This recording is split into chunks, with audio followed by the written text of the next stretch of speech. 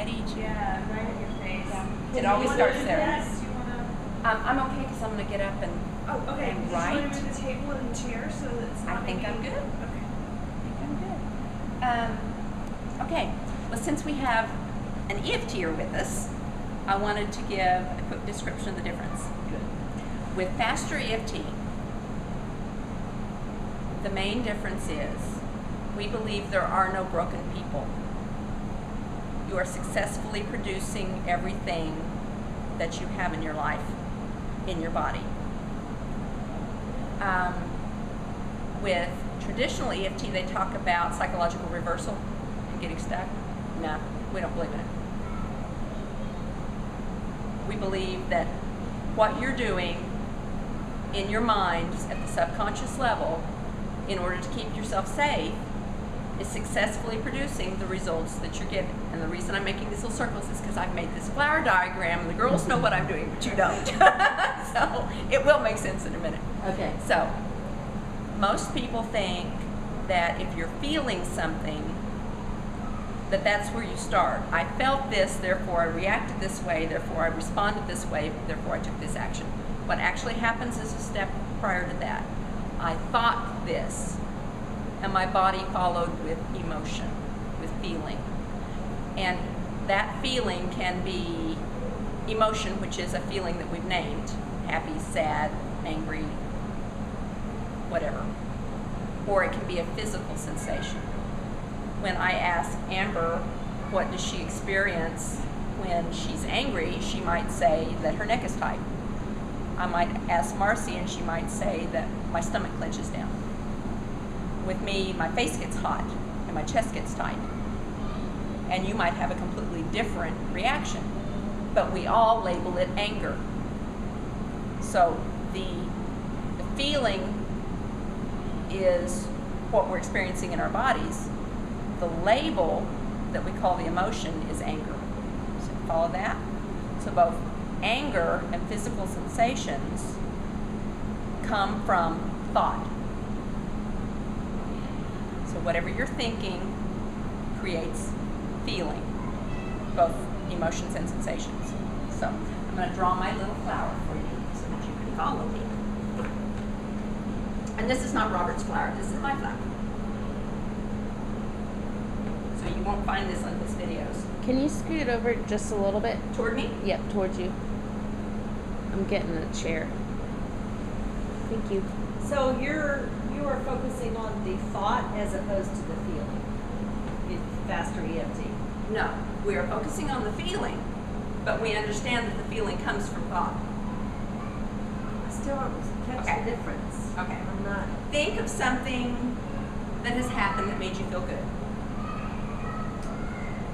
It may be when you held a baby the first time, or patted a puppy, or somebody gave you a compliment. Just think of something. You don't have to articulate it, just think. Yeah, I'm trying to think of, I'm on the spot now, so I'm not thinking happy enough or something. It doesn't have to be happy enough, it just needs to be pleasant. Peaceful, happy, safe, loving, kind. Do I ever have to tell you what it is? No. I just want you to experience thinking of an event.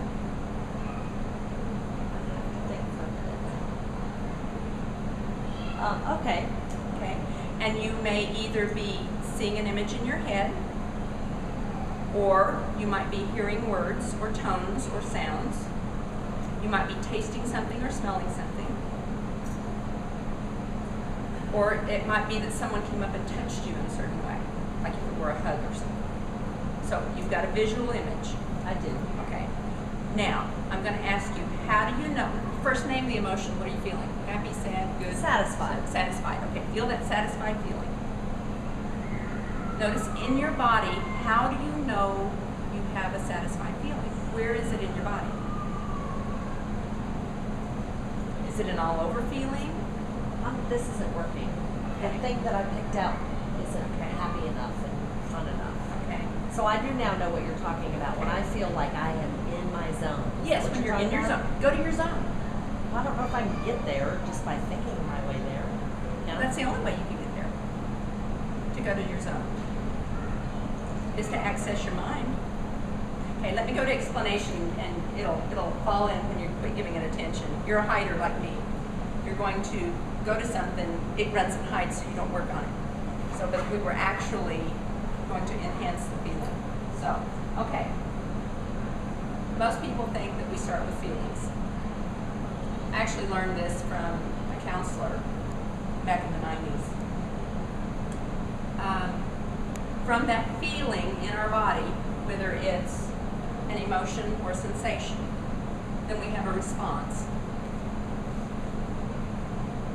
Now, if someone jumps out of the woodwork and yells real loud and it startles us, the feeling is startled, the reaction is to jump. Okay? And then we formulate a response. So the reaction, the chemical and electrical impulses in our body created a feeling and a reaction, and we respond by either choosing to do that, screaming, yelling back, chewing them out, laughing because it was funny, because they startled us, whatever the response is. And that's done at the conscious level. And then act out of whatever just happened. It happens like that. I used to teach graduate school to MBA students. So we talked about this kind of stuff based on creating an environment in a leadership position that your employees would feel safe to come and verbalize and to verbalize with each other. So that was the premise of this. So we have an event, and if it's a negative event, there's a trigger that occurs.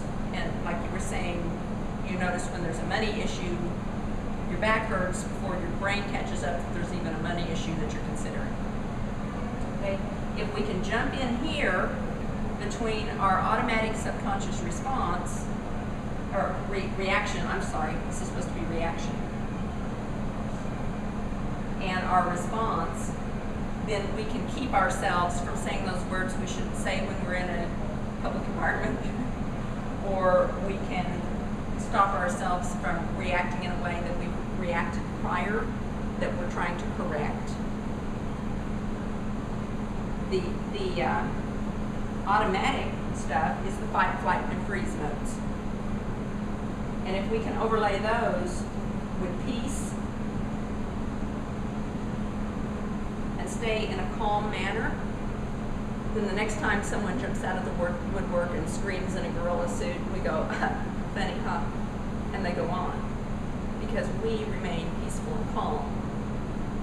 But if we're afraid of gorillas, there's nothing that's going to stop us from backing up, yelling, screaming, doing whatever it is that fight, flight, and freeze trigger in ourselves. Are you following me? I think Okay. so. What actually starts the whole process is thought. And we don't realize it. That feelings are always a result of thoughts. So, have you had anything happen in the last week that's disturbing to you, that upsets you? Okay, think of that. Just think of it. Don't talk about it, just think of it. Okay, got it? I'm not feeling anything. You're not feeling anything. No, I can Are think you of the seeing an incident. image? Are you, Yes. okay, see. Clearly see an image. Are you seeing a person? Yes. An expression? Yes. What's their expression? Are they angry? Yes. Okay, see that angry expression. Now, if you were to step into them, what would you be feeling? Their anger in Okay, there. feel their anger. Step into them and feel their anger. Can you do that? You can't do it from that side either. Okay, all right. No, I'm not. I'm neutral. Totally, it's not happening.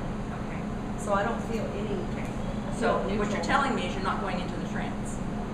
You're not stepping into the emotion. Right. You're not feeling it. But you can still see the picture. Yes, and I can tell you that you're right, it comes from thought. Because in thinking of the incident, Right. I have a, well, I mean, you want to hear the incident or will that help? It probably won't help. Probably not, but I And- know, and we I have an remember the agenda thought. tonight, but I want to catch you up.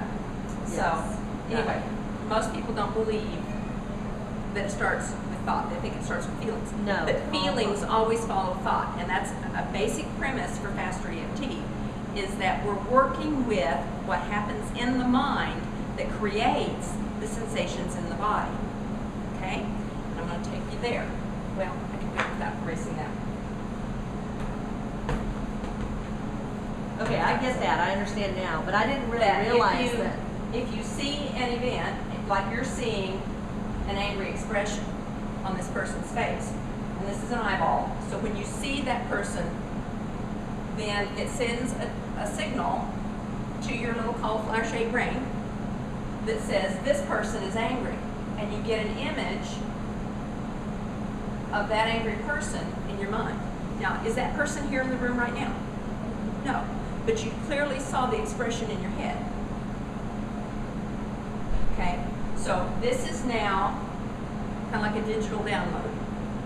It's an imprint in your mind of the situation that happened when this person was angry. At the original event, when the first time it happened, it would have triggered your heart to beat in a certain way. It would have triggered your lungs to function at a certain level, depending on whether you went into fight, flight, or freeze. The stomach gets involved. The bladder, gallbladder, liver, large and small intestines all get involved, and each of them has their own meridian line. And the meridian lines are the lines between the brain and the organs that create fight, flight, and freeze,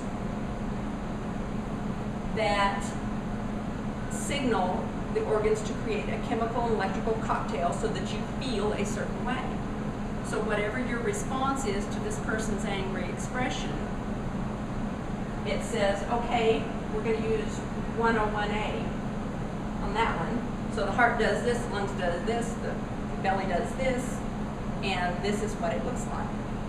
With the tapping, we use the surface positions on the skin where those meridians are closest for those particular organs to disrupt signal so that we remain calm and peaceful instead of fearful.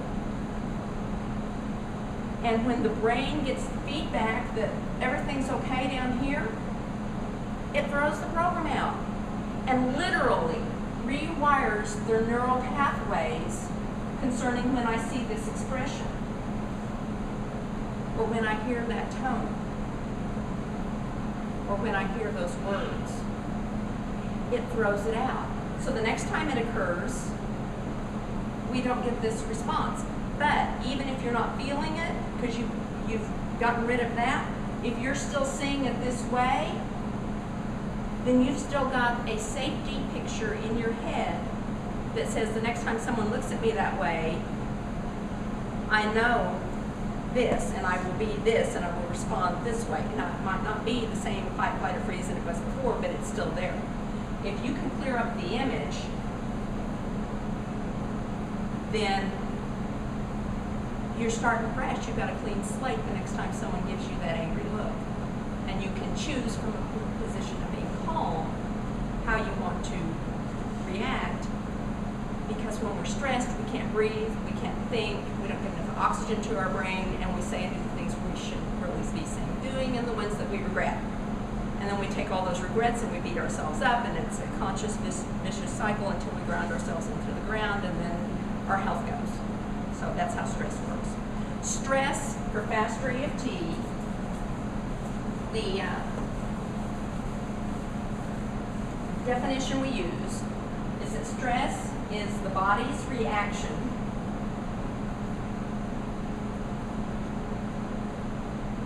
to perception.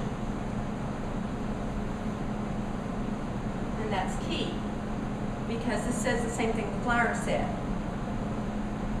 Feelings follow thoughts, but perception is based on belief. And there are two parts to belief.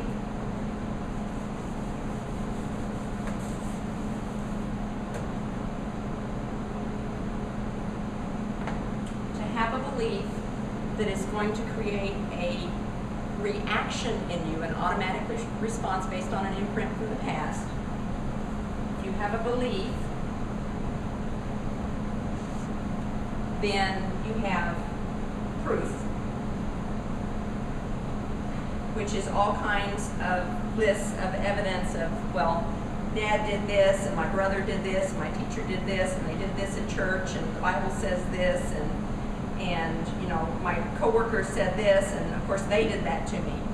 So you've got this whole list of when this belief was conceived, and these beliefs go back to when you were conceived.